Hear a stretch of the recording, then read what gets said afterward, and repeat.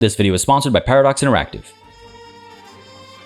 Hey everybody, it's PartyElite, and today we're taking a look at the Lamplighters League, the turn-based tactics game set during the Roaring Twenties featuring a race to save the world with your band of trusty adventurers, or scoundrels as the game puts it.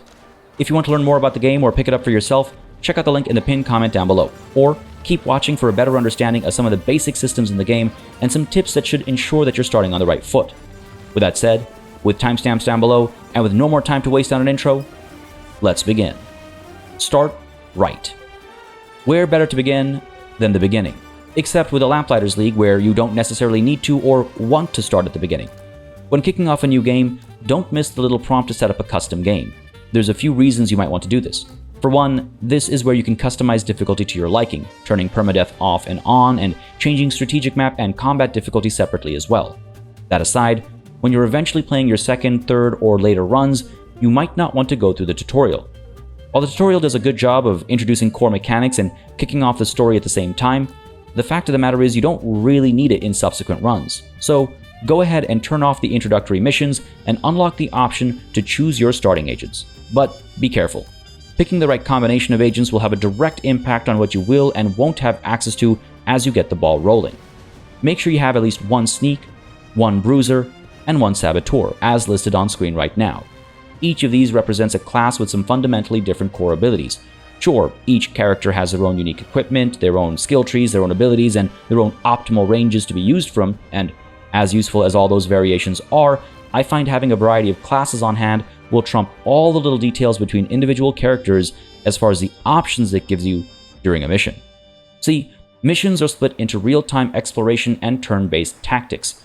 The latter boils down to each individual's abilities and equipment as described just seconds ago, but the former is how missions start, and it's the state missions return to between battles, and it's where character classes become more important than anything else.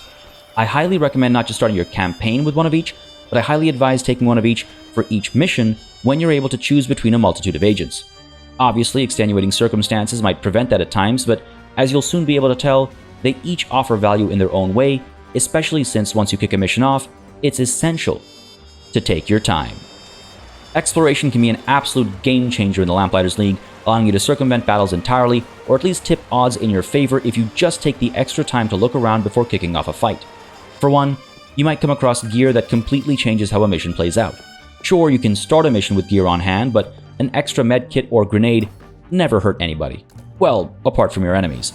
Snooping for lore and pickups aside, make sure to watch enemy movement, keeping an eye on how their awareness shifts and gets blocked by the environment, and noting how it expands if you sit around the edge of their awareness zone for far too long.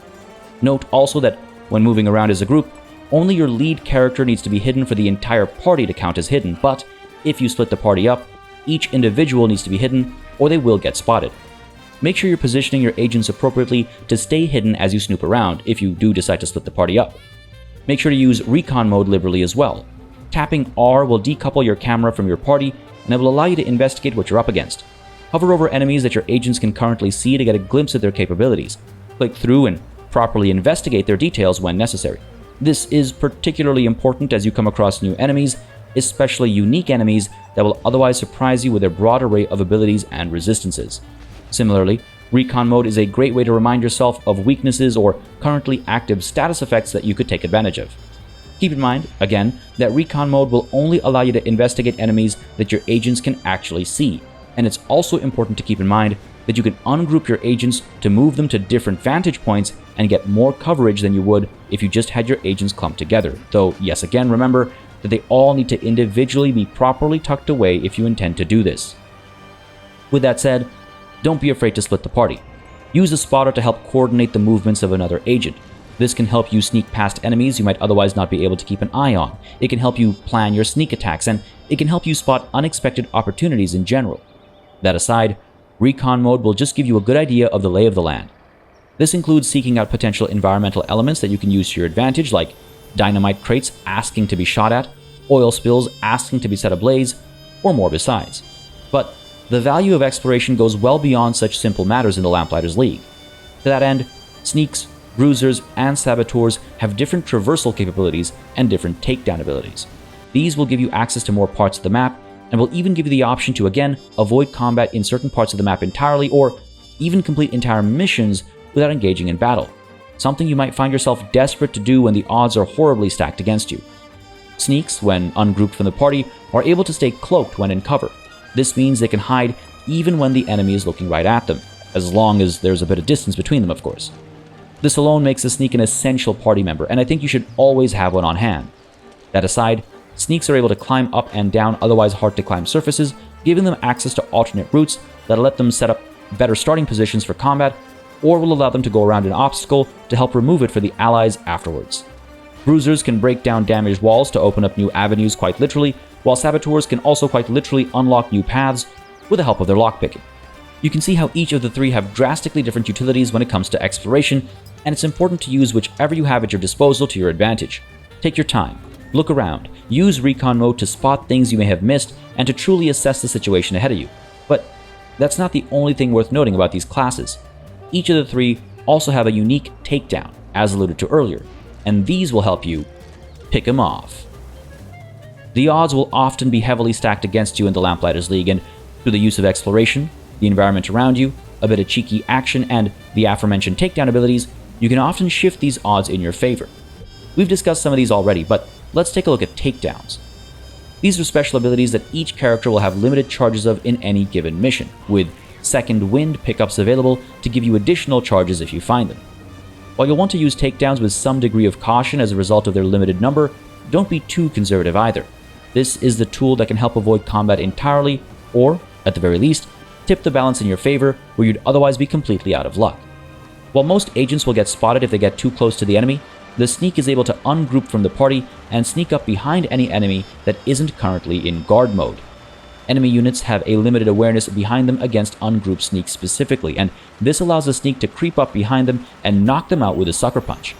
Saboteurs, meanwhile, are able to toss shock mines that draw the attention of a nearby enemy, knocking them out when they decide to investigate. If placed on a puddle of water and triggered, it will electrify the water and cause appropriate damage to anybody on the water. If placed on a puddle of oil and triggered, you can expect a fiery result instead.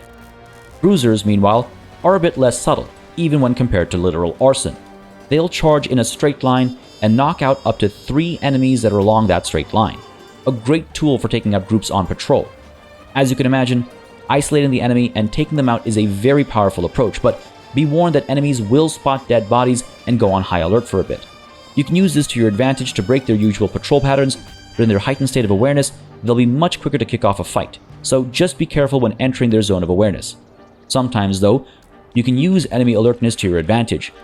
If you happen to stand in an enemy's zone of awareness when they're not already alert for just a little too long, they'll notice you, but not raise the alarm or kick off a fight. They'll move to investigate. You can use this to bait the enemy out of position and isolate them, or otherwise open them up to a takedown. Pull somebody out of position, and then, when they turn around and return to their patrol, hit them with the old sucker punch. Pull somebody towards a dynamite crate and kick the fighting off by blowing said crate and individual up. There are many ways to use this to your advantage, so make sure to apply some lateral thinking whenever you can. Keep in mind, though, that the enemies that are on guard won't be drawn out like this, instead sending somebody else to investigate. They're a little harder to dislodge, so try to work around them when possible. Picking the enemy off one at a time will completely change the tune of combat, though, even when you can't completely avoid it, and when that happens, you'll need the keys to combat. The number one key to combat is to not partake in it in the first place where possible. There are so many options to sneak around battles, you should try to at least delay as best as possible and try to get the odds in your favor before the fighting begins. Make sure you get into good positions, taking advantage of the high ground, securing good cover, and otherwise keeping your distance from explosive barrels and crates that you could instead use to your advantage if you just weren't standing next to them. I'll keep this section relatively short since anybody even remotely familiar with the genre will pick up on some of the key moving parts pretty quickly. You have full cover and half cover. You need line of sight to shoot. You have ranged characters and melee characters. You have special abilities unlocked via the skill tree. You have overwatch. You have hit chances and crit chances. And you have status effects from stunning and dazing to blinding and burning and more. The game will introduce a lot of these to you, but one thing that's very understated is the value of evade. I would say this is the second major key to combat apart from avoiding combat entirely. Always pay attention to evade. Evade allows a character to dodge the first attack against them until their next turn. This guarantees that the enemy has to waste at least one attack on a character before they're able to cause damage to them. This can often be the difference between life and death, and it will neutralize entire threats at times. Some characters are able to gain a charge of evade simply by moving during their turn, so unless your current position means you literally won't get attacked for some reason, you should definitely try to move at least one tile over. Obviously, you shouldn't completely deprioritize cover or anything, but you can still get hit behind cover. Evasion takes that hit chance down to a literal 0. Other characters might need to use specific abilities to gain access to a charge of evade instead. The same logic applies here. Try to keep an action point in reserve for this very purpose. It's not as easy as when evasion pairs with movement, but if the opportunity presents itself, take it. It'll keep your agents alive longer. Keep in mind that the enemy will at times use evade too. If you ever see hit chances brought right down to 0, chances are evade is the reason. In circumstances like this, try to attack the enemy with your weakest attacks first. That way the evasion is wasted, so to speak, on a lower damage output attack. Otherwise, you might want to consider environmental damage. Blowing a dynamite crate up next to somebody who has a charge of evade is not a bad idea. If you have some good ideas of your own, feel free to share them in the comments down below, and if you have any specific questions, feel free to ask them down below too, and I'll answer what I can. If this video helps you get into the Lamplighters League, consider hitting the like button, and for more strategy gaming related news, reviews, previews, and more, you might want to consider subscribing. And for more about the Lamplighters League specifically, check out the video linked on screen right now. As always, a massive thanks goes out to all of the channel members and patrons who've been supporting the channel on a monthly basis. Y'all keep us alive and running smoothly. And of course, a big old thanks goes out to each and every one of you for watching. Until next time, cheers.